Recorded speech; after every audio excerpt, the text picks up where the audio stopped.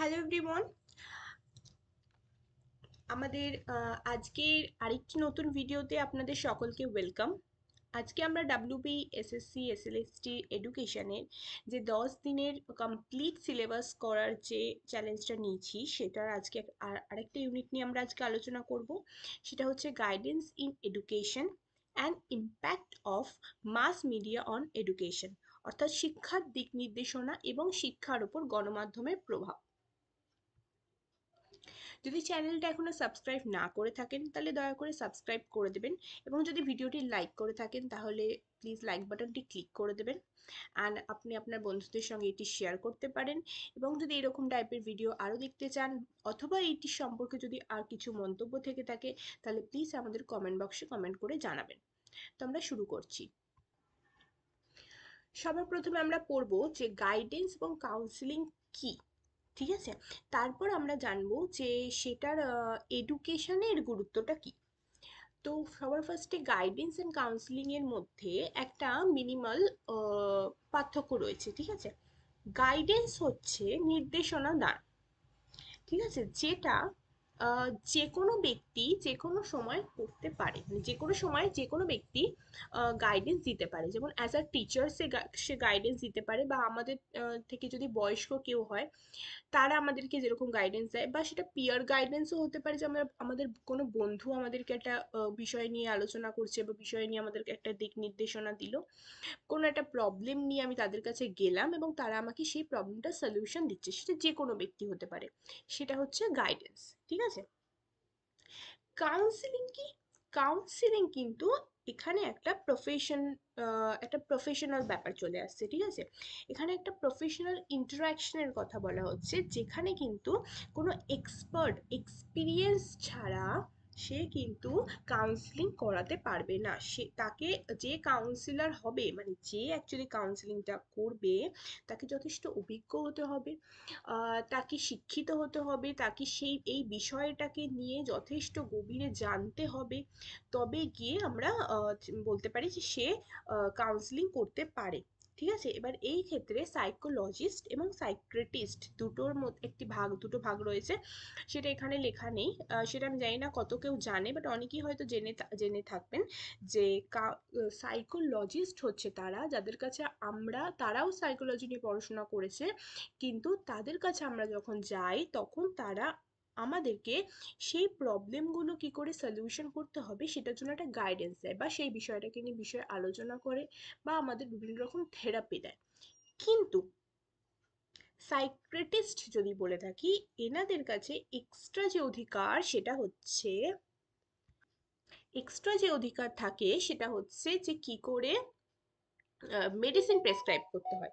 Medicine প্রেসক্রাইবের যে ব্যাপারটা সেটা কিন্তু শুধুমাত্র সাইকিয়াট্রিস্ট যারা হয় তারাই দিতে পারে, ঠিক আছে? সাইকোলজিস্টরা দিতে পারে না, তারা বিভিন্ন রকম থেরাপি দিতে পারে এবং প্রবলেম সলভিং করতে পারে। দুজনাই কাউন্সিলিং করতে পারে, ঠিক আছে? এবার আমরা যাব যে এডুকেশনে গাইডেন্স অ্যান্ড কাউন্সিলিং কি কাজে লাগে। কি কাজে লাগে? যে হলিস্টিক ডেভেলপমেন্ট ঘটানোর জন্য গাইডেন্স এবং কাউন্সিলিং এর মাধ্যমে একটি শিক্ষার্থীর মধ্যে বা একটি স্টুডেন্টের মধ্যে ওভারঅল ডেভেলপমেন্ট আনা সম্ভব হলিস্টিক ভাবে। কি কি দিক থেকে? একাডেমিক, ইমোশনাল, সোশ্যাল এবং মোরালি, ঠিক আছে? দেন তাকে ইন্ডিভিজুয়াল সেন্টার অ্যাপ্রোচ দেওয়া সম্ভব, যে তার যদি ব্যক্তিগত কোনো রকম অসুবিধা হয়ে থাকে বা তার যদি ব্যক্তিগত কোনো কারণে সাপোর্টের প্রয়োজন হয়, সেই ক্ষেত্রে কিন্তু কাউন্সিলিং সেটা দিতে পারে। দেন কি এডুকেশন গাইডেন্স, ঠিক আছে? এডুকেশন গাইডেন্স কি? এডুকেশন গাইডেন্স হচ্ছে একটি student help student to select suitable course, বা তাদের কোনো সে ইন ফিউচারে সে কোন সাবজেক্টটাকে নিয়ে পড়াশোনা করবে, সে কোন স্টাডি মেথডটা ফলো করতে চায়, তার যদি স্পেসিফিক কোনো সাবজেক্টে পড়াশোনার ক্ষেত্রে যদি কোনো অসুবিধা এসে থাকে, তাহলে সে কোন তার জন্য কোনটা বেটার হবে, এই সমস্ত জিনিসগুলো যার মধ্যে রয়েছে, এই যে বা ড্রপ আউট রেট কি করে কমানো যেতে পারে, এই সমস্ত জিনিসগুলো হচ্ছে এডুকেশনাল গাইডেন্সের মধ্যে পড়ছে, ঠিক আছে? আচ্ছা, এবার আমরা দেখবো ভোকেশনাল বা কেরিয়ার গাইডেন্স। কেরিয়ার গাইডেন্স কি? আমরা সবাই জানি যে কেরিয়ার গাইডেন্স অর্থাৎ সে যে কোনো বিষয় এমন কোনো তার সাপোর্টের প্রয়োজন হলো যেখানে তার জব রিলেটেড বা তার কেরিয়ার রিলেটেড বা তার ফিউচারের কোয়ালিফিকেশান নিয়ে তার যে একটা যে কেরিয়ারটাকে কি করে ডেভেলপ করা যেতে পারে, এই সমস্ত রিলেটেড যেই রকমই প্রবলেম তার হোক না কেন সেগুলোকে সলভ করার জন্য ভোকেশনাল গাইডেন্সের প্রয়োজন হয়। পার্সোনাল এবং সোশ্যাল কাউন্সিলিং কি, যেখানে emotion, issue, peer pressure, family problems এই সমস্ত জিনিসগুলো জড়িত রয়েছে, বা তার হয়তো সোসাইটিতে অ্যাডজাস্টমেন্টের প্রবলেম রয়েছে, বা তার হয়তো বিহেভিয়ারগুলো পজিটিভ নয়। একটা সমাজে যে বিহেভিয়ারগুলো স্বীকৃত, যে বিহেভিয়ারগুলো আমরা আশা করি একটা সমাজে একটা সাধারণ মানুষের কাছ থেকে, সেরকম বিহেভিয়ারে তার হয়তো প্রবলেম দেখা দিচ্ছে, সেই ক্ষেত্রে যে কাউন্সিলিং করা হয় সেটা হচ্ছে সোশ্যাল কাউন্সিলিং। ঠিক আছে, দেন আমরা যাচ্ছি রেমিডিয়াল রোল। রেমিডিয়াল রোলে কি বলছে, যে prevent problem, awareness and early support, providing solution existing emotional and academic issue. ঠিক আছে, যদি কোনো স্টুডেন্টের কোনো রকম ইমোশনাল কোনো প্রবলেম হয়ে থাকে বা কোনো একাডেমিক ইস্যু হয়ে থাকে, সেটার জন্য যেটাকে আমরা বলি রিমিডিয়াল টিচিং। রিমিডিয়াল টিচিং কি, তার ক্লাসরুমে ক্লাস করার পরেও যদি তার কোনো স্টুডেন্টের যদি কোনো স্টুডেন্টের যদি কোনো সেই কোনো একটি বিষয় সম্পর্কে অসুবিধা থেকে থাকে বা তার প্রবলেমটা সলভ না হয়ে থাকে, তাহলে সেই ক্ষেত্রে তাকে রিমিডিয়াল টিচিং দেওয়া হয়, রাইট? তো এখানেও তাই, যে কোনো রকম প্রবলেম সম্পর্কে আগে থেকেই অ্যাওয়ারনেস করার জন্য তাকে প্রিভেন্টিভ বা রিমিডিয়াল যে কাউন্সিলিং সেটা হচ্ছে রোল প্লে করছে। ঠিক আছে, এবার আমরা যেটা পড়লাম সেটার সাথে আমরা অনেকটা মিল পাবো। সেটা হচ্ছে যে এবার আমরা পড়বো যে গাইডেন্সের কি কি টাইপস রয়েছে এবং কাউন্সিলিং এর কি কি টাইপস রয়েছে। ঠিক আছে, গাইডেন্সের টাইপস আর কাউন্সিলিং এর টাইপস দুটো একটু ডিফারেন্ট, কারণ আমি আগেই বলেছি যে গাইডেন্স হচ্ছে যে কোনো ব্যক্তি যে কোনো মুহূর্তে যে কোনো মানুষকে দিতে পারে, কিন্তু কাউন্সিলিং কিন্তু ব্যাপারটা ডিফারেন্ট। কাউন্সিলিংয়ে কি হয়, কোনো প্রফেশনাল ব্যক্তি ছাড়া কিন্তু, বা সেই বিষয়ে যথেষ্ট শিক্ষিত বা সেই বিষয়ে তার যথেষ্ট অভিজ্ঞতা রয়েছে, ঠিক আছে, সাইকোলজি নিয়ে তার যথেষ্ট অভিজ্ঞতা রয়েছে, এরকম ব্যক্তি ছাড়া কিন্তু কাউন্সিলিং দিতে পারবে না। তো সেই ক্ষেত্রে গাইডেন্সের টাইপ কি কি, এডুকেশন গাইডেন্স। এডুকেশন গাইডেন্স আমাদের যে কেউ দিতে পারে, ঠিক আছে, আমাদের পিতামাতা দিতে পারে, আমাদের টিচার দিতে পারে, বা আমার বন্ধুরাও দিতে পারে, রাইট? তো এডুকেশন গাইডেন্সের মধ্যে কোন কোন জিনিসগুলো ইনক্লুড হচ্ছে, course, subject, learning methods, academic planning, এই যে জিনিসগুলো, এগুলো থেকে কোশ্চেন এরকম টাইপের আসবে যে যদি এমন কিছু এক্সাম্পল দিয়ে দেওয়া হয় যে তোমার বন্ধু তোমাকে, তুমি একটা বিষয় বুঝতে পারছো না আর তোমার বন্ধু তোমাকে সেই বিষয়টাকে বুঝিয়ে দিল বা সেই বিষয়টা নিয়ে তোমার প্রবলেমটা সলভ করে দিল, তাহলে এটা কোন গাইডেন্সের প্রকারের মধ্যে পড়ছে, তখন তুমি বলবে যে এডুকেশন গাইডেন্স। ঠিক আছে, এরকম টাইপের কোশ্চেন আসতে পারে। এছাড়া হচ্ছে ভোকেশনাল গাইডেন্স। ভোকেশনাল গাইডেন্স হচ্ছে কেরিয়ার পাথের কথা বলেছে, যেখানেই শুধুমাত্র কেরিয়ার, জব অপরচুনিটি, প্রফেশনাল এই কথাগুলো ইনক্লুড থাকবে, সেটাই কিন্তু ভোকেশনাল গাইডেন্স হয়ে যাবে।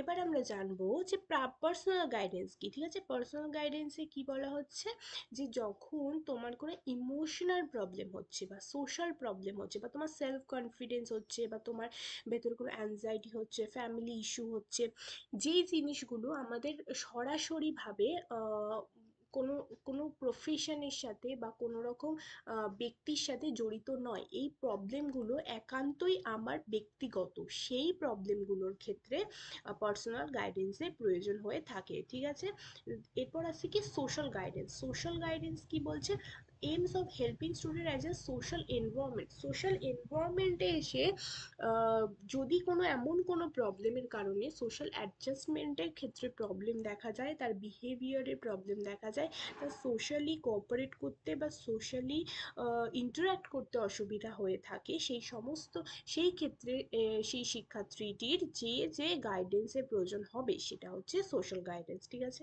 দেন আমরা পড়বো যে what is moral and ethical guidance. Moral ethical guidance কি, আমাদের মধ্যে যে ভ্যালু এডুকেশন, যে ক্যারেক্টার বিল্ডিং, দেন তারপর হচ্ছে ডিসিপ্লিন, অনেস্টি, এমপ্যাথি, এই সমস্ত জিনিসগুলোকে নিয়ে যদি কোনো গাইডেন্সের প্রয়োজন হয়, তাহলে সেটা মোরাল এবং এথিক্যাল গাইডেন্সের মধ্যে পড়বে। ঠিক আছে, যেমন এক্সাম্পল কি বলা হচ্ছে, student on issue like cheating or bullying.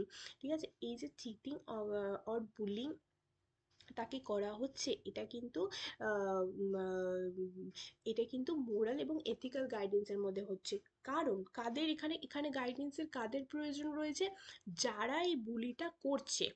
কেন? কারণ হচ্ছে তাদের সোসাইটিতে একটা মোরাল কি, মোরাল, তার নীতিগত যে শিক্ষা সেটা কি থাকা উচিত, এথিক্যালি কোনটা রাইট কোনটা ঠিক, এই যে র্যাগিং করে যারা, তাদের কিন্তু অ্যাকচুয়ালি এই যে মোরাল এবং এথিক্যাল গাইডেন্সের প্রয়োজন। কারণ কি, তাদের মধ্যে সেই গাইডেন্সটার অভাব রয়েছে, যে যেখানে তাদের নৈতিক জ্ঞানটা নেই যে মানে এই জিনিসটা ভুল এবং এই জিনিসটা ঠিক। ঠিক আছে? তো এই জিনিসগুলোতে এইটাই হচ্ছে গাইডেন্সের টাইপ। এবার আমরা যাব যে টাইপস অফ কাউন্সিলিং। ঠিক আছে? টাইপস অফ কাউন্সিলিংটা একটু ফোকাস নিয়ে শুনবে, কারণ কি এটা একটুখানি আগেরগুলোর থেকে একটু ডিফারেন্ট। ঠিক আছে? নাম পড়ে এটার ভিতরে কি রয়েছে সেটা বোঝাটা একটু ডিফিকাল্ট। ঠিক আছে? তো সেই কারণে আমরা একটু মন দিয়ে শুনবো। যে ইন্ডিভিজুয়াল কাউন্সিলিং এর কথা ফার্স্টে বলা হয়েছে। ইন্ডিভিজুয়াল কাউন্সিলিং কি? এটা নাম শুনেই বোঝা যাচ্ছে যে একজনের সঙ্গে একজনের যখন সেশনটা হয়, মানে যখন কাউন্সিলর আর কাউন্সিলি শুধুমাত্র একজন ব্যক্তি থাকে। ঠিক আছে? যখন একজন ব্যক্তির সঙ্গে আর একজন ব্যক্তি কথা বলছে ওয়ান টু ওয়ান, তার যে কোনো ইস্যু নিয়ে হতে পারে, তার ট্রমা, তার ডিপ্রেশন, তার ডিসিশন মেকিং, তার ইমোশনাল যে কোনো বিষয় নিয়ে হতে পারে। তো যখন এই জিনিসটা হচ্ছে তখন কিন্তু তাকে বলা হচ্ছে ইন্ডিভিজুয়াল কাউন্সিলিং। এরপর কি বলছে? Group counselling. গ্রুপ কাউন্সিলিং কি? গ্রুপ কাউন্সিলিং হচ্ছে যখন একটা স্মল গ্রুপকে কোনো বিষয় নিয়ে তাদেরকে থেরাপি দেওয়া হচ্ছে। ঠিক আছে? সেটা ডিসকাশন মেথডে হতে পারে, বা কোনো একটা বিষয় নিয়ে ডিসকাশন করা হচ্ছে, বা তাকে পিয়ার সাপোর্ট দেওয়ার চেষ্টা করা হচ্ছে, বা কোনো একটা এক্সামের বিষয় তাদেরকে মোটিভেট করার চেষ্টা করা হচ্ছে। এই যে জিনিসগুলো করা হচ্ছে, এগেইন আমি আবার বলছি, কাউন্সিলিং কিন্তু প্রফেশনাল একটা, প্রফেশনালিজম ছাড়া কিন্তু কাউন্সিলিং পসিবল নয়। যে কেউ কিন্তু কাউন্সিলিং করতে পারে না। ঠিক আছে? তো এই যে কোনো একটা স্মল গ্রুপের ওপরে অবশ্যই যখন কোনো একজন এক্সপার্ট ব্যক্তি আসবে, যখন তাদের প্রবলেমটা সলভ করার চেষ্টা করবে, তখন কিন্তু একটা হিউজ বড় গ্রুপের মধ্যে কিন্তু সেটা পসিবল না। একটা বড় গ্রুপকে কিন্তু গাইডেন্স দেওয়া সম্ভব, কিন্তু কাউন্সিলিং দেওয়া সম্ভব না। তো সে কারণে স্মল গ্রুপের ওপরে এটা অ্যাপ্লাই করা যেতে পারে। দেন আমরা যাব হচ্ছে ডিরেক্টিভ কাউন্সিলিং। ডিরেক্টিভ কাউন্সিলিং কি? ডিরেক্টিভ কাউন্সিলিং এ হচ্ছে যখন কাউন্সিলর এবং কাউন্সিলি দুজনের মধ্যে কাউন্সিলিং হয়, এবং সেটা কিন্তু কাউন্সিলের সেন্টার হয়। ঠিক আছে? মানে যে কাউন্সিলিংটা করছে, ঠিক আছে, যে কাউন্সিলিংটা করছে, অর্থাৎ যে প্রবলেমগুলোকে সলভ করার চেষ্টা করছে, সে ডিসাইড করে যে আমার যে ক্লায়েন্ট এসছে আমার কাছে কাউন্সিলিং করতে বা থেরাপি নিতে, তার কি প্রবলেম রয়েছে, বা তার জন্য কোন জিনিসটা ভালো হবে, কোন জিনিসটা খারাপ হবে, বা তাকে কোন জিনিসটা দেওয়া উচিত হবে, কোন থেরাপিটা তার জন্য বেটার হবে, বা তার কোন ভোকেশনাল, তাকে কি কি তার জন্য কোনটা সুইটেবল হবে। এই জিনিসগুলো নিয়ে যখন যে কাউন্সিলর সে ডিসাইড করছে, তখন কিন্তু সেটা ডিরেক্টিভ কাউন্সিলিং। ঠিক আছে? যেটা হচ্ছে উইলিয়ামসন। ঠিক আছে? ইজি উইলিয়ামসন এটির প্রোফাউন্ডার। দেন হচ্ছে নন ডিরেক্টিভ কাউন্সিলিং। নন ডিরেক্টিভ কাউন্সিলিং কি? Client centre. যে ক্লায়েন্ট কাউন্সিলিং নিতে এসছে তাকে কাউন্সিলই বলা হয়, তাই তো? তো যখন কাউন্সিলিং নিতে এসছে একজন ক্লায়েন্ট, সেই ক্লায়েন্ট ডিসাইড করবে যে আমি কখন বলবো, আমি কখন বলবো না, বা আমার প্রবলেমগুলোকে আমি কিভাবে সলভ করব। এখানে যে কাউন্সিলর থাকে, সে শুধুমাত্র তাকে একটু গাইডেন্স দিতে পারে বা তার কথাগুলোকে বের করে আনার চেষ্টা করে, কিন্তু সমস্ত রকম ডিসিশন আলটিমেটলি কাউন্সিলই নিয়ে থাকে, মানে অর্থাৎ যে ক্লায়েন্ট থাকে সেই নিয়ে থাকে। তো সেটা হচ্ছে নন ডিরেক্টিভ কাউন্সিলিং। ঠিক আছে? যেমন helping student to talk through personal conflict. তো এই জিনিসটা অর্থাৎ একটি স্টুডেন্টকে কথা বলতে সাহায্য করা হচ্ছে, যে তার পার্সোনাল বিষয়গুলোকে নিয়ে সে নিজেই কথা বলবে এবং নিজের কথার মাধ্যমেই তার প্রবলেমটা সলভ করবে। ইক্লেকটিক কাউন্সিলিং কি? ইক্লেকটিক কাউন্সিলিং হচ্ছে যেটাতে দু রকমই হয়ে থাকে, combination of directive and non directive counselling, যেখানে কাউন্সিলরও তার মতামতগুলো ব্যক্ত করে থাকে এবং যে ক্লায়েন্ট থাকে সেও ইন্টারাপ্ট করে থাকে, সেও কোঅপারেশন করে থাকে, দুজনে মিলেমিশে একটা প্রবলেম সলভের চেষ্টা করে। এই কটাই হচ্ছে কাউন্সিলিং এর টাইপস। ঠিক আছে, এইবার আমরা আরেকটা থেরাপি একটা আমরা থিওরি সম্পর্কে পড়ে নেবো কাউন্সিলিং এর।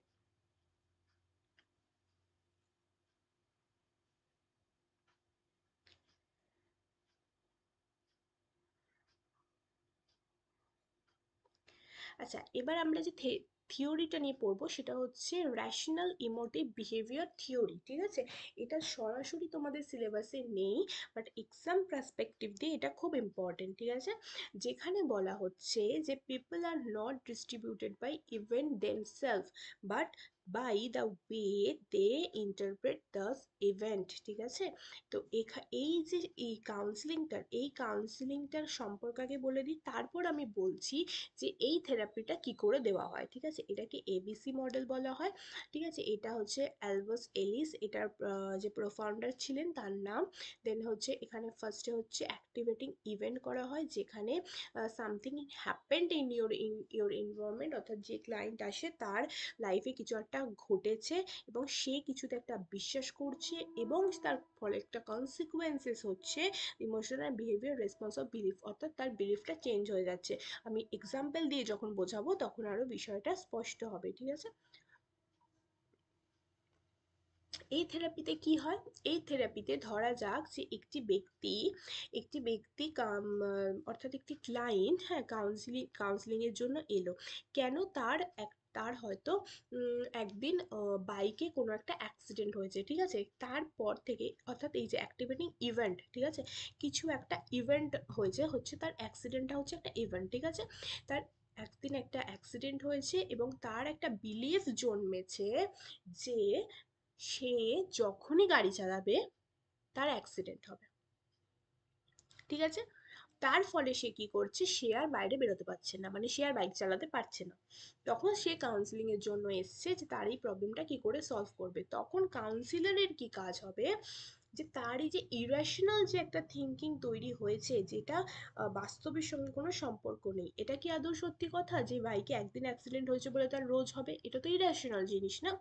তো আমরা তখন কি করব, মানে যখন কাউন্সিলর কাছে আসবে তখন কাউন্সিলর কি বোঝাবে তাকে, যে দেখো, এমন কোনো ব্যাপার নয় যে তোমার একদিন অ্যাক্সিডেন্ট হয়েছে বলে রোজ হবে, কারণ কি এভরিডে কত অ্যাক্সিডেন্ট হয়, রাইট? কিন্তু তা বলে কি তারা বাড়ি থেকে বেরোয় না? বা এমন বহু ব্যক্তির তাদের এক্সাম্পল দেবে যে যারা ধরো একদিন ধরো তার অ্যাক্সিডেন্ট হয়েছে, কিন্তু তারপর থেকে আর তার জীবনে কোনোদিন অ্যাক্সিডেন্ট হয়নি। এরকম এক্সাম্পল দেবে, তখন তার মধ্যে সে র্যাশনাল থিঙ্কিংটা, বিলিফটা বাড়িয়ে তোলার চেষ্টা করবে। এটা স্টুডেন্টদের ক্ষেত্রে কিভাবে অ্যাপ্লাই হয়, ধরা যাক যে একটা স্টুডেন্ট একটা এক্সামে ফেল করেছে, সে সেই এক্সামটা আর কখনো দিতেই চায় না। তখন তার মধ্যে একটা ইরাশনাল বিলিফ তৈরি হয়েছে যে আমি ফেল করেছি, অর্থাৎ আমি আর জীবনে কোনোদিন পাশ করতে পারবো না। তখন কাউন্সিলর কি করবে, তার মধ্যে এই বিলিফটা জাগিয়ে তোলার চেষ্টা করবে যে তুমি একবার ফেল করেছো তো কি হয়েছে, এরকম কত ব্যক্তি রয়েছে যে বারবার ফেল করেছে কিন্তু তারা এখন একজন মহান ব্যক্তি হিসাবে পরিচিত, তারা জীবনে কত কিছু করে ফেলেছে। তখন তার মধ্যে সেই কনফিডেন্সটা গ্রো করবে এবং এই ইরেশনাল থিঙ্কিংগুলো তার মধ্যে থেকে চলে যাবে। ঠিক আছে, তো এটাই হচ্ছে আরবিইটি, র্যাশনাল ইমোটিভ থিওরি। ঠিক আছে,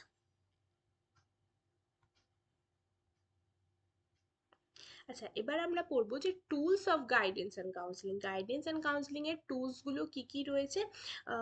যে দিস টুল হেল্প অ্যাক্সেস, সেই সমস্ত টুলস গুলোকে নিয়ে আমরা পড়বো, যেই টুলস গুলো কাউন্সিলিং বা গাইডেন্স দেওয়ার সময় মানে ব্যক্তির ইন্টারেস্ট, অ্যাবিলিটি, পার্সোনালিটি, বিহেভিয়ার, এই জিনিসগুলো জানতে এবং এই জিনিসগুলোকে নিয়ে আলোচনা করতে সাহায্য করে। ঠিক আছে, আমি যদি কোনো ব্যক্তিকে গাইডেন্স দিতে চাই, আমি যদি কোনো ব্যক্তির কাউন্সিলিং করতে চাই, সবার প্রথমে আমার তার পার্সোনালিটিটা জানতে হবে, তার বিহেভিয়ারগুলো সম্পর্কে জানতে হবে, সে কোন বিষয়টা ভালোবাসে, তার কোন বিষয়টা ভালো লাগে না।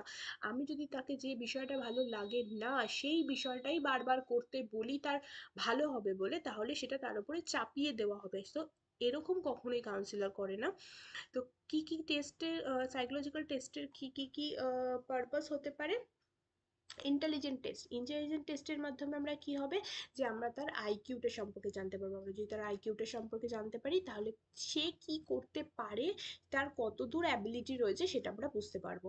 অ্যাপটিটিউড টেস্টের মাধ্যমে আমরা কি করতে পারবো, যে আমরা প্রেডিক্ট করতে পারবো যে তার, সে যদি কেরিয়ার সম্পর্কে আমার কাছে প্রবলেম নিয়ে আসে, আমি তার যদি অ্যাপটিটিউডটা জানতে পারি, যে তার কোন দিকে অ্যাপটিটিউড, মানে কোন টেস্টটা দিলে পারে সে জীবনে উন্নতি করতে পারবে, আমি তাকে তাহলে সেই কেরিয়ার দিকে যেতে বলতে পারবো। তো অ্যাচিভমেন্ট টেস্টে কি হয়, যে তার নলেজ এবং পার্টিকুলার সাবজেক্ট সম্পর্কে তার কি নলেজ রয়েছে সেটাগুলো সম্পর্কে আমরা জানতে পারি। পার্সোনালিটি টেস্টে কি হয়, পার্সোনালিটি টেস্টে হয় যে তার ইমোশনাল সোশ্যাল বিহেভিয়ারগুলো সম্পর্কে জানতে পারি, যেটা সবচেয়ে বেশি ইম্পর্টেন্ট। এছাড়া হচ্ছে তার ইন্টারেস্ট ইনভেন্টরির মাধ্যমে তার হবিস, তার প্রেফারেন্স, তার কেরিয়ার ইন্টারেস্ট এগুলো সম্পর্কে জানতে পারি। এবার তোমরা বলতেই পারো যে কেন এই টেস্টগুলোর কি দরকার? ঠিক আছে, আমি কতটা অ্যাচিভ করতে পারি, আমার কোন বিষয়ে ইন্টারেস্ট রয়েছে, আমার পার্সোনালিটিটা কিরকম, ঠিক আছে, সেটা তো আমাকে জিজ্ঞাসা করলেই আমি বলে দিতে পারি। সেটার জন্য টেস্ট করার কি দরকার? টেস্ট করার দরকার এই জন্যই পড়ে, কারণ কি এরকম বহু ক্লায়েন্ট থেকে থাকে যারা কাউন্সিলিং এর জন্য আসে, কিন্তু তারা তাদের প্রবলেমগুলো বুঝতেও পারে না, তারা তাদের সাথে কি, তার কি ভুলটা হচ্ছে, তার কি সমস্যা হচ্ছে, অনেক সময় কি হয় তারা এই জিনিসগুলো জানতেই পারে না। ঠিক আছে, সেই কারণের জন্য কিন্তু এই টেস্টগুলো খুব দরকার। ঠিক আছে, আচ্ছা এটা গেল একটা টুলস, এই যে টেস্টগুলো।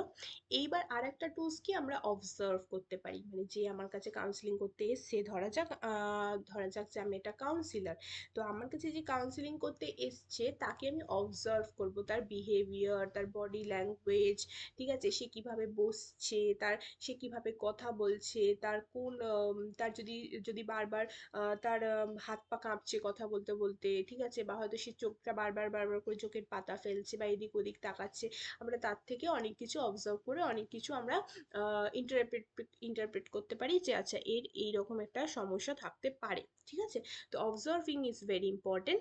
দেন আমরা কি যাব, ইন্টারভিউতে আমরা কি দেখতে পাই, যে ইন্টারভিউয়ের মাধ্যমে ফেস টু ফেস কনভারসেশন হয়, তার মধ্যে তার ফিলিংস এক্সপ্রেশন, ইন্টারভিউয়ের মাধ্যমে অনেক সময় সবাই ওপেন ভাবে তার সমস্ত প্রবলেমগুলোকে একটা অ্যাজ আ ফ্রেন্ডের মতন শেয়ার করতে থাকে। ঠিক আছে, তাকে ফার্স্ট অফ অল তো সেই জায়গাটা তৈরি করে দিতে হবে যেখানে সে ওপেনভাবে আমাকে সব প্রবলেমগুলোর কথা বলে দেয়, এবং তারপরে তার সমস্ত সব ফিলিংসগুলো সম্পর্কে মুখে ইন্টারভিউয়ের মাধ্যমেও অনেক সময় প্রবলেম সলভ হয়ে যায়, সেই ক্ষেত্রে কিন্তু টেস্টের অতটা প্রয়োজন হয় না।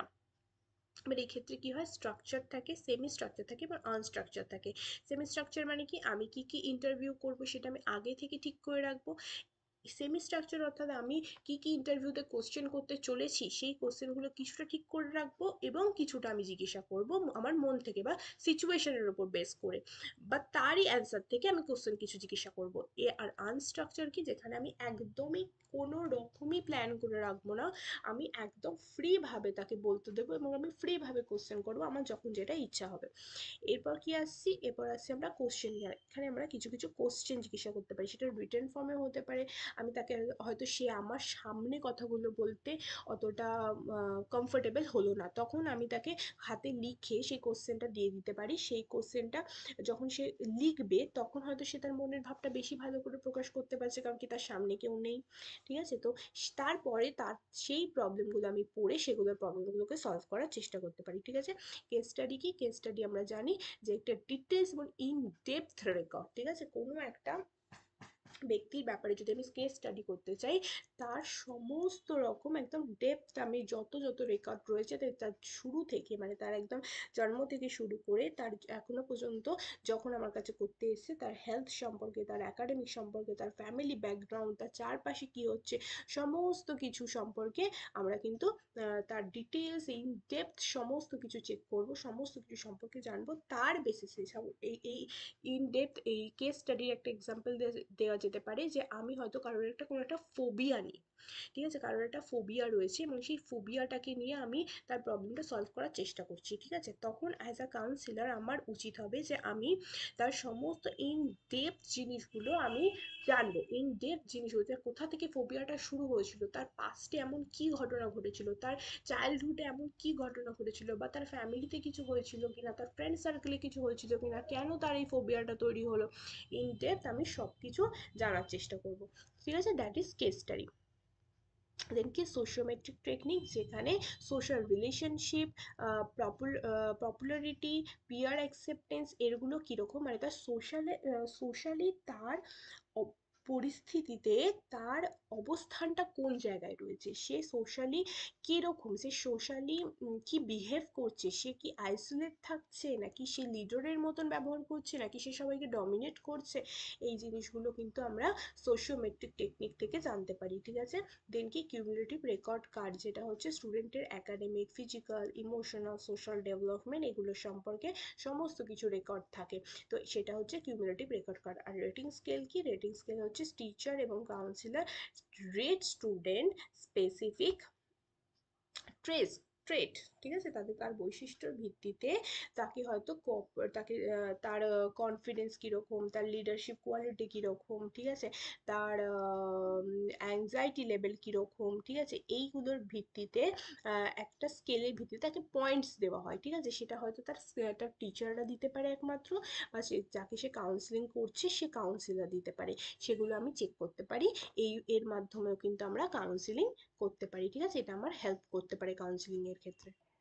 আচ্ছা, এবার আমরা পড়বো যে ইম্পর্টেন্স, ঠিক আছে, এছাড়াও আর একটা জিনিস রয়েছে যে টেকনিক্স, ঠিক আছে, গাইডেন্স অ্যান্ড কাউন্সিলিং এর টেকনিক্স বলতেও ওই জিনিসগুলোকেই বোঝানো হয়ে থাকে যেটা আমরা পড়লাম, যে directive, non directive, vocational, educational, personal guidance, এই জিনিসগুলোই টেকনিক্সের মধ্যে পড়ে, ঠিক আছে। এবার আমরা চলে যাব ইম্পর্টেন্স, গাইডেন্স অ্যান্ড কাউন্সিলিং এর এডুকেশনে কি ইম্পর্টেন্স রয়েছে, অর্থাৎ এডুকেশনে গাইডেন্স অ্যান্ড কাউন্সিলিংটা আমাদের পড়ার প্রয়োজন কেন রয়েছে, আমাদের জানার প্রয়োজন কেন রয়েছে, এই যে আমরা এডুকেশন সাবজেক্টটাতে গাইডেন্স অ্যান্ড কাউন্সিলিং কীভাবে করতে হয়, গাইডেন্স অ্যান্ড কাউন্সিলিং কি, এইসব জিনিসগুলো নিয়ে আমরা কেন পড়ছি, এটা আমরা এডুকেশনে কেন পড়ছি সেটাই আমরা এখন জানবো। কারণ এ হেল্প দ্য এডুকেশন গ্রোথ, স্টুডেন্টের এডুকেশন সে কী করে গ্রো করবে, এবং ড্রপ আউট রেট এবং ফেলিয়ারটাকে কী করে কমানো যায়, সেই বিষয়ে আলোচনা করে গাইডেন্স এবং কাউন্সিলিং, ঠিক আছে, সেই কারণে আমাদের গাইডেন্স আর কাউন্সিলিংটা পড়ানো প্রয়োজন। কেরিয়ার প্ল্যানিং, যদি তার কেরিয়ার নিয়ে কোনো সমস্যা হয় তাহলে সে গাইডেন্স চাইতে কার কাছে আসবে, একটা স্টুডেন্ট সবার ফার্স্ট কিন্তু সে টিচারের কাছে যাবে, ঠিক আছে, সে বাবা মার কাছে যায় ঠিক কথাই, কিন্তু বেশিরভাগ ক্ষেত্রে দেখা যায় যে আমরা টিচারদের কাছে গিয়ে জিজ্ঞাসা করি যে আমাদের কোনটা করাটা উচিত হবে লাইফে। তো এই জিনিসগুলো যদি টিচার যদি না জানে যে কি করে গাইডেন্স দিতে হয় বা কি করে কাউন্সিলিং করাতে হয়, তাহলে পারে সে প্রপার গাইডেন্স দিতে পারবে না, সেই কারণে এডুকেশনে কেরিয়ার প্ল্যানিং ব্যাপারে সুইটেবল পথ কোনটা হবে সেটার জন্য কিন্তু জানতে সাহায্য করে। এছাড়া কি ইমোশনাল অ্যান্ড পার্সোনাল সাপোর্ট দেওয়ার জন্য, তার যদি কোনো স্ট্রেস হয়ে থাকে, অ্যাংজাইটি হয়ে থাকে, ডিপ্রেশন হয়ে থাকে, তার এই প্রবলেমগুলোকে সলভ করবো কী করে, তাকে বকে মেরে বা তার ওগুলো ইচ্ছা করে করছে, ঠিক আছে, ওগুলো ওর কোনো প্রবলেমই না, ওগুলো বদমাশি করছে, এই জিনিস মেন্টালিটিগুলো যাতে আমাদের মধ্যে না আসে তার জন্য আমাদের গাইডেন্স অ্যান্ড কাউন্সিলিংটা পড়া খুব প্রয়োজন, ঠিক আছে, সেলফ কনফিডেন্স এবং পজিটিভ অ্যাটিটিউড রাখতে হবে। দেন হচ্ছে সোশ্যাল অ্যাডজাস্টমেন্টের জন্য তারা যেন সোশ্যালি ভালো করে অ্যাডজাস্ট করতে পারে, তাদের যেন কনফ্লিক্ট রিভলিউশন হয়, তারপর হচ্ছে তার কোঅপারেশন যেন ভালো করে হয়, মানুষের একজন ব্যক্তির না যে ক্যারেক্টার বিল্ডিং যেটাকে বলে, ক্যারেক্টার বিল্ডিং বলো বা কনফিডেন্স বিল্ডিং বলো, একটা সমাজে এসে কিছু ব্যক্তিকে দেখতে পাবে যে সে হয়তো একটা যে কোনো জায়গায় গিয়ে খুব সুন্দর করে নিজের মতবাদগুলোকে প্রকাশ করতে পারছে, আর আরেকটা জায়গাতেই একই জায়গায় একজনকে একটা কোনো একটা টপিক নিয়ে বলতে বলা হলো 5 জনের সামনে, সে 10 বার তোতলাচ্ছে, 10 বার ভাবছে কি বলা উচিত, তার মাথায় হয়তো কিছুই আসছে না, সে হয়তো জানে কিন্তু তার কিছুই মনে আসছে না, সে বলতেই পারছে না, হাত পা কাঁপছে। এই জিনিসটা এটা কিন্তু স্কুলের জন্য হয়, কারণ কি স্কুলে সেইভাবে প্রপার অ্যাক্টিভিটিগুলো করানো হয় না যার মধ্যে একটা স্টুডেন্টের মধ্যে সেই পরিমাণ কনফিডেন্সটা গ্রো হতে পারে, ঠিক আছে। দেন কি সেলফ আন্ডারস্ট্যান্ডিং এবং সেলফ ডেভেলপমেন্ট কি বলছে, know encourage student to know themselves, তাদের নিজেদেরকে জানা, তাদের নিজেদের স্ট্রেংথগুলো এবং উইকনেসগুলোকে জানা এবং নিজেদের সেলফটাকে ইমপ্রুভমেন্ট করার জন্য কিন্তু গাইডেন্স আর কাউন্সিলিং খুব প্রয়োজন। দেন কি প্রিভেনশন প্রবলেমটাকে প্রিভেন্ট করার জন্য তাদের এই যে বুলি, অ্যাডিকশন, লার্নিং ডিসএবিলিটিস, এই সব প্রবলেমগুলো কি করে সলভ হবে যদি আমরা তাদের কাউন্সিলিং না করি, আমরা যদি তাকে যদি তাকে গাইডেন্স না দিই, তাহলে এই প্রবলেমগুলো কিন্তু সলভ হবে না, ঠিক আছে। দেন কি বেটার একাডেমিক পারফরমেন্সের জন্য তাদের মধ্যে মোটিভেশন আনতে হবে, ঠিক আছে। টাইম ম্যানেজমেন্ট কি করে করতে হয়, কিভাবে পড়াশোনা করতে হবে, কোন বিষয়গুলো কিভাবে, আজকে আমরা জেনে গেছি, আজকে আমরা হায়ার স্টাডি করছি এবং আজকে আমরা জেনে গেছি যে কি করে আমাদের একটা সিলেবাস শেষ করতে হবে, কি করে আমাদের পড়তে হবে, কি করে আমাদের মেটেরিয়ালস জোগাড় করতে হবে, কিন্তু যখন একটা শিশু সবে মাত্র স্কুলে ভর্তি হচ্ছে বা সে তাকে যদি কোনোদিন শেখানোই না হয় যে কিভাবে সিলেবাস শেষ করতে হবে, তাহলে সে কি করে পড়াশোনা করবে, তাই না? তো এই জিনিসগুলো সে মোটিভেশন পাবে না, তাকে হয়তো মানে কোনো একটা বিষয় সম্পর্কে বোঝানোর জন্য তাকে হয়তো ফটো টটো দেখিয়ে তবে গিয়ে তাকে বোঝাতে হচ্ছে। তো এই যে জিনিসগুলো, এই জিনিসগুলো কি করে ইন্টারেস্ট জাগবে, আমি একটা ক্লাস 5-এর বাচ্চাকে যেভাবে পড়াবো আমি একটা ক্লাস 12-এর বাচ্চাকে সেভাবে পড়াবো না, কারণ কি সেখানে আমার কিন্তু সাইকোলজি কাজ করছে যে তার কে কোন বিষয়ে ইন্টারেস্ট পেতে পারে। তো এই যে জিনিসগুলো, এগুলো যদি গাইডেন্স অ্যান্ড কাউন্সিলিং টিচার না পড়ে থাকে তাহলে সে কখনোই জানবে না, এবং তাহলে সে শিক্ষা তার একাডেমিক পারফরমেন্সগুলোকে আরো বেটার করতে পারবে না, রাইট?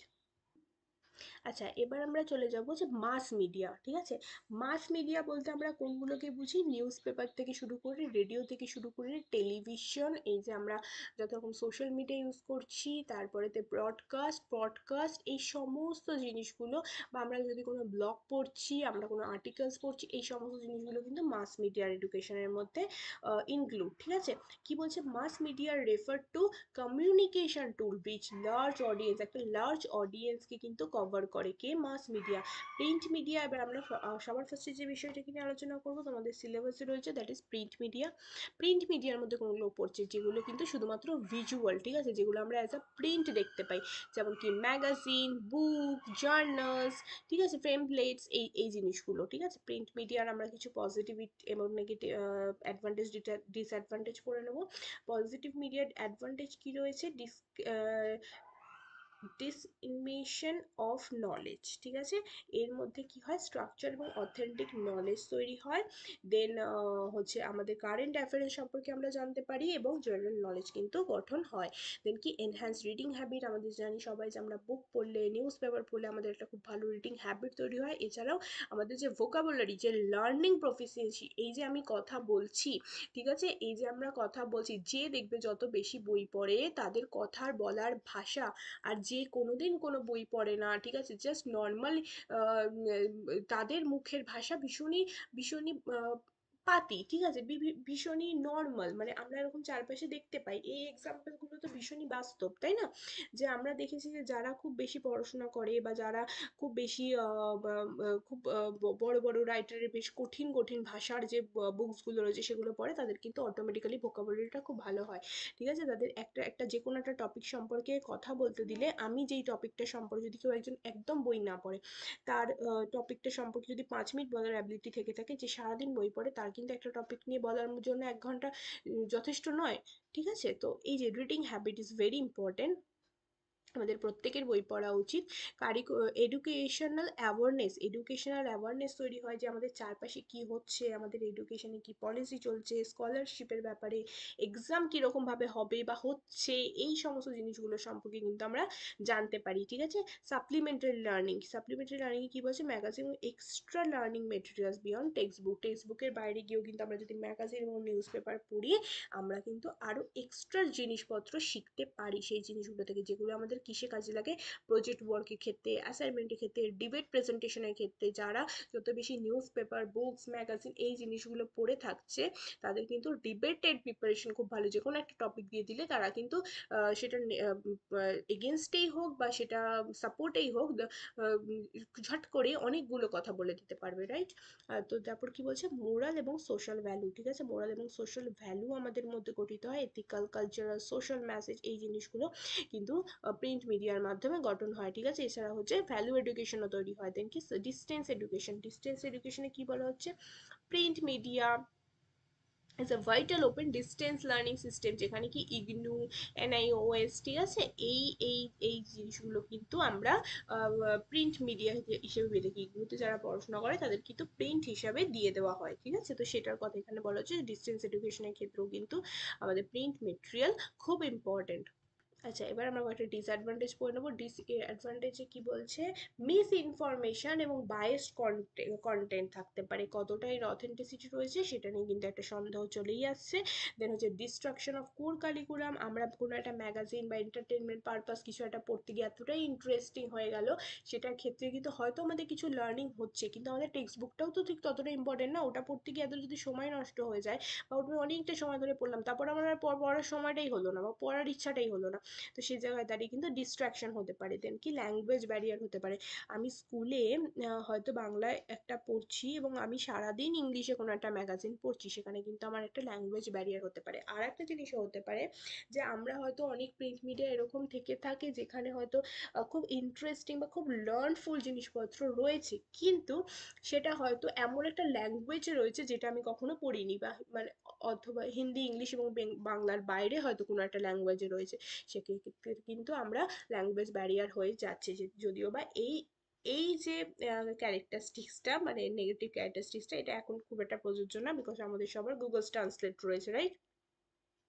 তো কি limited interactivity, one one way মিডিয়াতে কখনোই ইন্টারাক্ট করতে পারি না। কোনো একটা নিউজ পেপার পড়ে আমি কার সঙ্গে ইন্টারাক্ট করবো, তাই না? তো ইন্টারাক্ট করার অপরচুনিটিটা কিন্তু খুব কম। আচ্ছা, এবার আমরা যাব সিনেমাতে, ঠিক আছে, যেটা তোমাদের সিলেবাসে রয়েছে, আমরা সেই টপিকগুলোকে নিয়ে পড়ছি।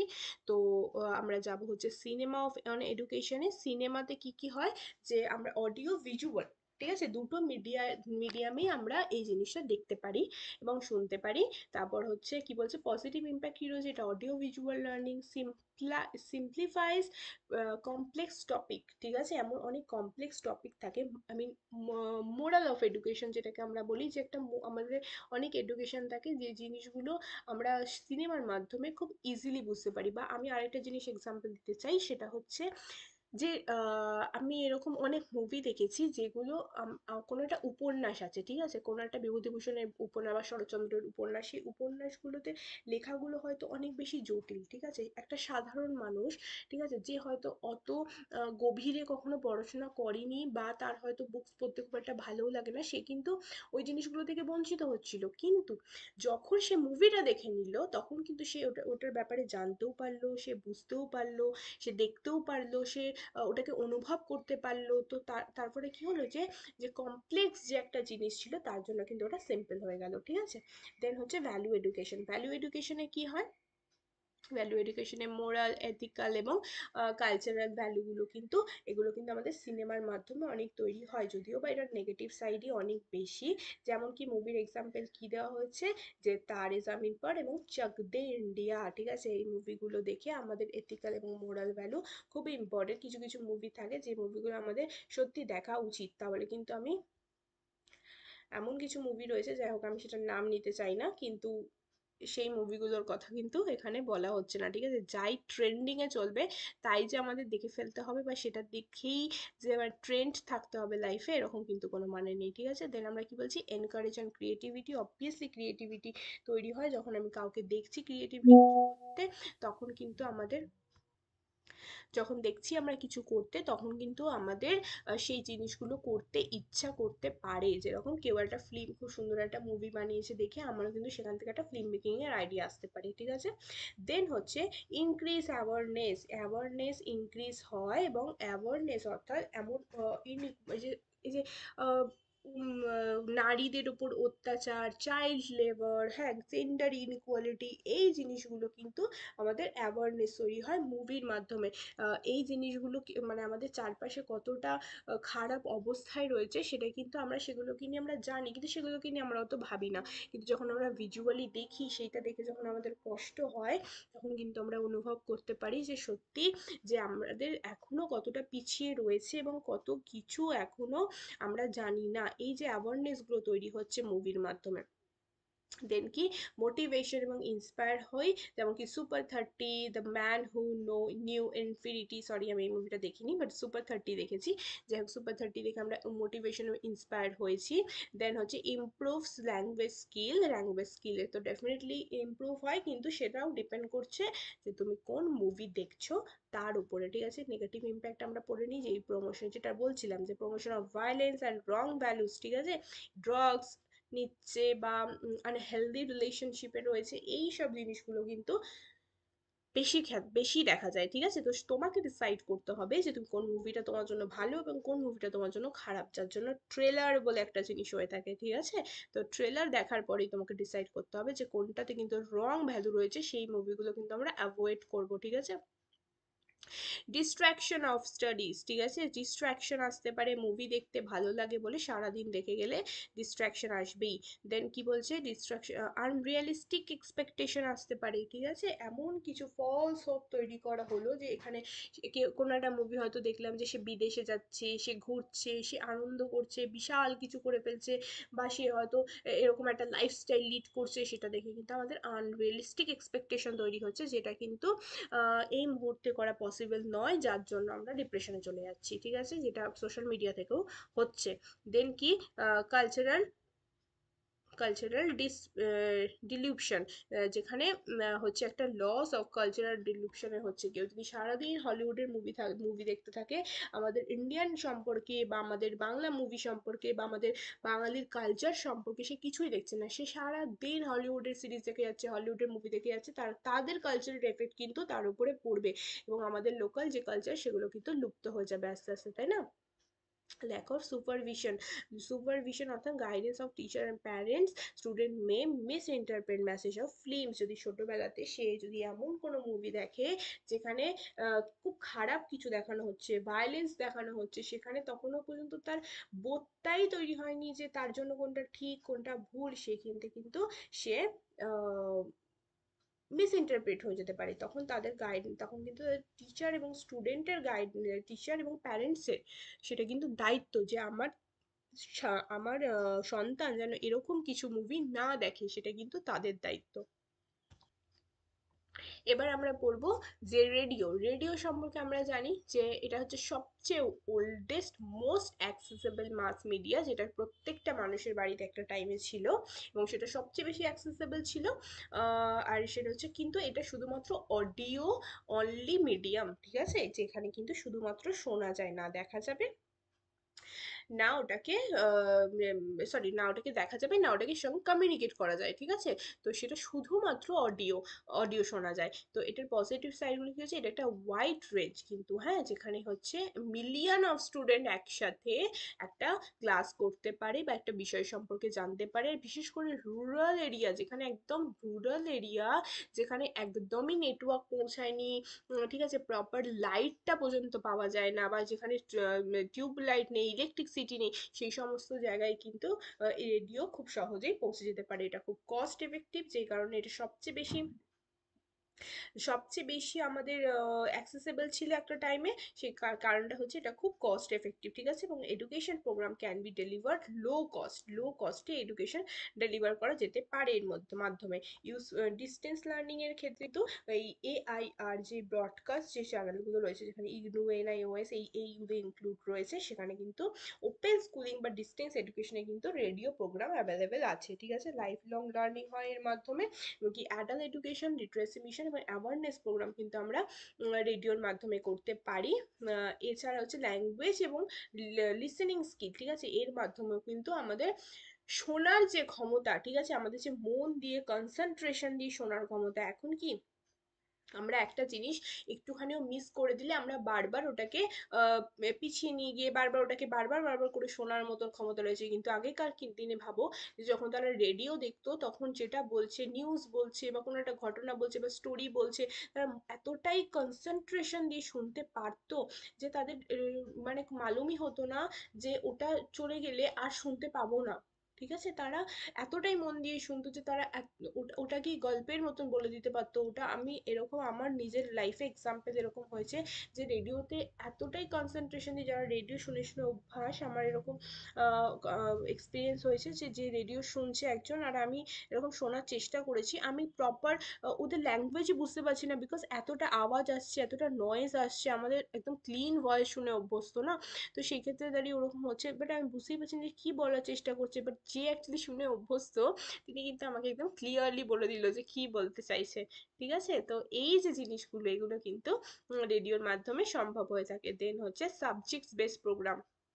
সাবজেক্ট বেস প্রোগ্রামে কি হয়, বিভিন্ন ব্রডকাস্ট চ্যানেল রয়েছে যেখানে কিন্তু ম্যাথ, সায়েন্স, সোশ্যাল স্টাডিজ এই জিনিসগুলো সম্পর্কে আলোচনা করা হয়ে থাকে। দেন এমার্জেন্সি অফ লার্নিং সাপোর্ট, যেখানে হচ্ছে ন্যাচারাল ডিজাস্টার বা প্যান্ডামিক এই জিনিসগুলো সম্পর্কে আমরা আগাম বার্তা পেয়ে থাকি, সেটা হচ্ছে রেডিওর মাধ্যমে। ঠিক আছে, নেগেটিভ ওয়ে কি, একটা ওয়ান ওয়ে, এটা শুধুমাত্র একটাই মাধ্যম যেখানে ইন্টারাকশনের কোনো জায়গা থাকে না, এখানে আমরা কিছু দেখতে পাই না, কোনো ভিজুয়াল সাপোর্ট থাকে না, লিমিটেড অ্যাটেনশন পান, যেটা আমি বললাম যে একটা টাইম যদি তুমি অ্যাটেনশন দিয়ে না শোনো, একবার যদি সেই জিনিসটা চলে যায় সেটাকে তুমি আর রিপিটে শুনতে পারবে না। দেন কি, ল্যাঙ্গুয়েজ একটা ব্যারিয়ার হয়ে যায়, program may not available reasonable local language, তোমার যে লোকাল ল্যাঙ্গুয়েজ সেই ল্যাঙ্গুয়েজে হয়তো ওটা অ্যাভেলেবেল নয়, তখন কিন্তু বুঝতে অসুবিধা হতে পারে। তখন কিন্তু সেটা কিন্তু ট্রান্সলেটের ব্যাপার থাকে না, যেটা কিন্তু আমরা টিভিতে বা মুভির ক্ষেত্রে আমরা করতে পারি। তারপর কি, টাইম টেবিল ডিপেন্ডেন্সি, যেটা হচ্ছে একটা ফিক্সড টাইম থাকে, ওই টাইমটা চলে গেলে তারপরে কিন্তু ওটা আর শুনতে পাবে না, যে সময় যেটা চলবে সেই সময় সেটা শুনতে হবে। একটা ফিক্সড টাইম থাকে যেটা কিন্তু অ্যাভেলেবেল নাও হতে পারে সবাই। আচ্ছা, এবার আমরা চলে যাব যে ইলেকট্রনিক মিডিয়া। ইলেকট্রনিক মিডিয়ার ক্ষেত্রে এখানে কিন্তু আমাদের ফোন, টিভি এই সমস্ত জিনিসগুলোকেই কিন্তু ইনক্লুড করা হয়েছে। ঠিক আছে, যেটা কি অডিও এবং ভিজুয়াল লার্নিং হয়ে থাকে। ঠিক আছে, যেখানে অ্যাবস্ট্রাক্ট কনসেপ্ট, ডিফিকাল্ট কনসেপ্ট সমস্ত কিছুই আমরা ডিটেলসে জানতে পারি এবং সেগুলোকে আন্ডারস্ট্যান্ড করতে পারি। দেন কি, এঙ্গেজ এবং ইন্টারাক্ট করা যেতে পারে যে কোনো বিষয় এখানে স্টোরি টেলিং ভাবে, অ্যানিমেশনের মাধ্যমে, রিয়েল লাইফ এক্সপিরিয়েন্সের মাধ্যমে। রিয়েল লাইফ এক্সপিরিয়েন্স থেকে যেটা বিএফএক্স, যখন আমরা কোনো 3D মুভি দেখছি, ঠিক আছে, তখন কিন্তু আমরা রিয়েল লাইফ এক্সপিরিয়েন্স করছি সেগুলোকে, বা আমরা হয়তো কোনো এমন টাইপের গেম থাকে না যেটা আমাদের যেটা যে ইনস্ট্রুমেন্টের মাধ্যমে আমরা রিয়েল লাইফ যে এক্সপিরিয়েন্স করি সেই সেই জিনিসগুলোর কথা এখানে বলা হচ্ছে। এছাড়া কি, এনকারেজ করা যায় স্টুডেন্টদের এঙ্গেজমেন্ট করার জন্য এবং তাদের কিউরিওসিটি বাড়ানোর জন্য। দেন কি, অ্যাক্সেস এডুকেশনাল কন্টেন্ট, যেখানে কি কোন কোন চ্যানেলগুলো, যেরকম জ্ঞান দর্শন, স্বয়ং প্রভা, ঠিক আছে, ন্যাশনাল জিওগ্রাফি, ডিসকভারি চ্যানেলে, হিস্ট্রি, TV18 এই চ্যানেলগুলোর মাধ্যমে কিন্তু আমরা টিভিতে এই চ্যানেলগুলোর মাধ্যমে আমাদের এক্সপিরিয়েন্স গেইন করতে পারি, আমরা বিভিন্ন স্পেসিফিক নলেজ জানতে পারি বিভিন্ন বিষয়গুলো সম্পর্কে, যেগুলো আমরা কখনো চোখে দেখিনি, সেগুলো আমরা ডিসকভারি চ্যানেলে কিন্তু আমরা ইজিলি দেখতে পারি, যেগুলো হয়তো আমাদের রিয়েল লাইফে আমরা হয়তো এমন অনেক প্রাণী রয়েছে, তাদের বিহেভিয়ার, তাদের আচরণ, তারা কি করছে, এগুলো কিন্তু আমরা ডিসকভারি চ্যানেলে দেখতে পারি, তাই না? তো তারপর কি বলছে, ডিস্টেন্স এবং ইনক্লুসিভ লার্নিং এর ক্ষেত্রে কিন্তু এটা খুবই একটা ইম্পর্টেন্ট, কারণ কি এখানে কিন্তু লার্নার্সরা যে কোনো সময় যে কোনো সিচুয়েশানে কিন্তু তারা কিন্তু এই জিনিসগুলো আমরা দেখতে পারে। ঠিক আছে, তো ওপেন স্কুলিং, যেটা ওপেন স্কুলিং সিস্টেমটা কিন্তু এর মাধ্যমেই আনা সম্ভব হয়েছে। দেন কি, language learning, health learning, pronunciation ঠিক করতে, কারণ কি আমরা যদি কোনো ইংলিশ চ্যানেল দেখি যেখানে অ্যাকচুয়াল যে প্রোনাউন্সিয়েশন সেই প্রোনাউন্সিয়েশনটা কিন্তু আমরা জানতে পারি, কিন্তু নর্মালি যদি গতানুগতিকভাবে শিক্ষা চলে আসে আমাদের এই ভাষার বিবর্তনটা এইভাবেই ঘটে গেছে। ঠিক আছে, যে আমরা এমন অনেক বাংলা উচ্চারণ রয়েছে যেগুলোকে আমরা ভুল প্রোনাউন্সিয়েশন করি, বা আমাদের মাদার টাংগুলোকেও আমরা প্রপার উচ্চারণ করতে পারছি না। তো এই প্রোনাউন্সিয়েশনগুলো ঠিক করতে কিন্তু টিভি খুব হেল্প করে থাকে। ঠিক আছে, দেন কি, সিভিক অ্যান্ড সোশ্যাল অ্যাওয়ারনেসের ক্ষেত্রে, যে আমাদের সোশ্যাল কি অ্যাওয়ারনেস, যে কোভিড-19 যদি এক্সাম্পল নিই, এটা তো আমরা টিভি থেকে, ফোন থেকে, এই জিনিসগুলো থেকে আমরা নিউজের মাধ্যমেই জানতে পারছিলাম না যে আমাদের কি করা উচিত, আমাদের কি করা উচিত না। সেখানে ডাক্তাররা এরকম বলছে যে এই এই জিনিসগুলো তোমরা করো, এই জিনিসগুলো আপনারা করবেন না, এই এই সমস্ত জিনিসগুলো, এই অ্যাওয়ারনেসগুলো, এগুলো আমাদের কোথাও, বা এই যে কিছুদিন আগে যে আমাদের একটা যুদ্ধের যে একটা পরিবেশ তৈরি হয়েছিল, সেই সেই জিনিসগুলো আমরা কোথা থেকে জানতে পেরেছি? এগুলো তো আমরা টিভি থেকে জানতে পেরেছি না। সাপোর্ট অফ সেলফ লার্নিং এর ক্ষেত্রে কিন্তু এটা খুবই হেল্পফুল। নিজে নিজে একা একা পড়ার জন্য আমরা এখন যে ভিডিও দেখছি, আমরা যে পড়ছি, সেগুলো তো আমরা সেলফ লার্নিংই করছি, তাই না? দেন কি নেগেটিভ ইম্প্যাক্ট কি হয়?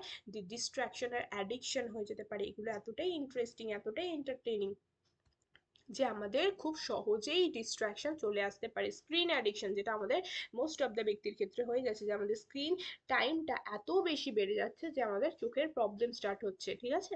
কি passive learning, watching in passively, the student may not engage critically.